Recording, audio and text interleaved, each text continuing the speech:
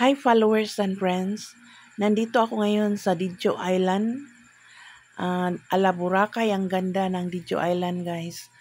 At nag-sponsor ang barangay namin ng trip sa mga community workers, kaya nandito ako ngayon. At ayan, napakaganda ng lugar guys, maputi ang mga sandbar, malinaw ang tubig, at makikita mo ang mga islands guys. So, pagpunta dito guys ay mga 30 minutes lang. May marami namang bangka na masasakyan na mga 20 ang katao ang makasya guys. Naglalaro sa 3,000 to 4,500. Mayroon namang mga cottage dito, mga 700 to 800. Pag mag-overnight ka guys, nasa 1,200.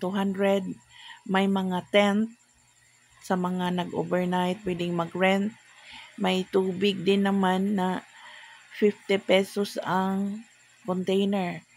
Magbaon na lang kayo ng mga pagkain dahil walang nagluluto dito at paminsan-minsan lang may binebentang isda dahil konti lang ang nakatira dito sa island na ito guys. Yan ang mga baon namin.